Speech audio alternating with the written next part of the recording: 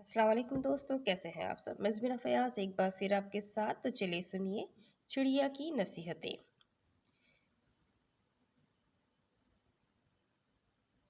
ایک شخص نے چڑیا پکڑنے کے لیے جال بچھایا۔ اتفاق سے ایک چڑیا اس میں پھنس گئی اور شکاری نے اسے پکڑ لیا۔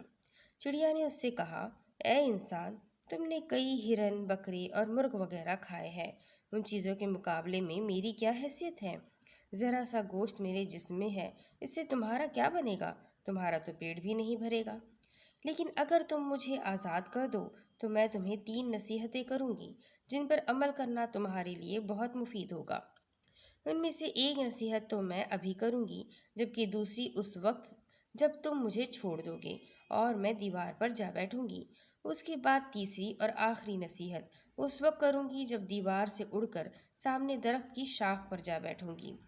اس شخص کے دل میں تجسس پیدا ہوا کہ نہ جانے چڑیا کیا فائدے مند نصیحتیں کرے گی۔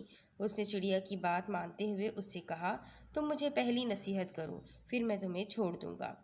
چنانچہ چڑیا نے کہا، میری پہلی نصیحت یہ ہے کہ جو بات کبھی نہیں ہو سکتی اس کا یقین مت کرنا۔ یہ سن کر اس آدمی نے چڑیا کو چھوڑ دیا اور وہ سامنے دیوار پر جا بیٹھی۔ پھر بولی، میری دوسری نصیحت یہ ہے کہ جو بات ہو جائے اس کا غم نہ کرنا۔ اور پھر کہنے لگی، اے بھلے مانس، تم نے مجھے چھوڑ کر بہت بڑی غلطی کی، کیونکہ میرے پیٹ میں پاؤ بھر کا انتہائی نایاب پتھر ہے۔ اگر تم مجھے ذبح کرتے اور میرے پیٹ سے اس موتی کو نکال لیتے تو اس کے فروخت کرنے سے تمہیں اس قدر دولت حاصل ہوتی کہ تمہاری آنے والی کئی نسلوں کے لیے کافی ہوتی اور تم بہت بڑے رئیس بن جاتے۔ اس شخص نے جو یہ بات سنی تو لگا افسوس کرنے اور پچھتایا کہ اس چڑیا کو چھوڑ کر اپنی زندگی کی بہت بڑی غلطی کی ہے۔ اگر اسے نہ چھوڑتا تو میری نسلیں سنور جاتی۔ چڑیا نے اسے اس طرح سوچ میں پڑے دیکھا تو اڑ کر درخت کی شاخ پر جا بیٹھی اور بولی، اے بھلے مانس، میں نے تمہیں پہلی نصیحت کی جسے تم بھول گئے کہ جو بات نہ ہو سکنے والی ہو اس کا ہرگز یقین نہ کرنا۔ لیکن تم نے میری اس بات کا اعتبار کر لیا کہ میں چھٹاک بھر وزن رکھنے والی چڑیا اپنے پیٹ میں پاؤ وزن کا موتی رکھتی ہوں۔ کیا یہ ممکن ہے؟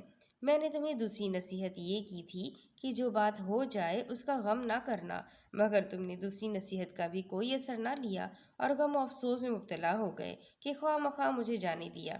تمہیں کوئی بھی نصیحت کرنا بالکل بیکار ہے۔ تم نے میری پہلی 2 نصیحتوں پر کب عمل کیا جو تیسری پر کرو گے؟ تم نصیحت کے قابل ہی نہیں۔ یہ کہتے ہوئے چڑیا اڑی اور ہوا میں پرواز کر گئی۔ وہ شخص وہیں کھڑا چڑیا کی باتوں پر غور و فکر کرتے ہوئے سوچوں میں کھو گیا۔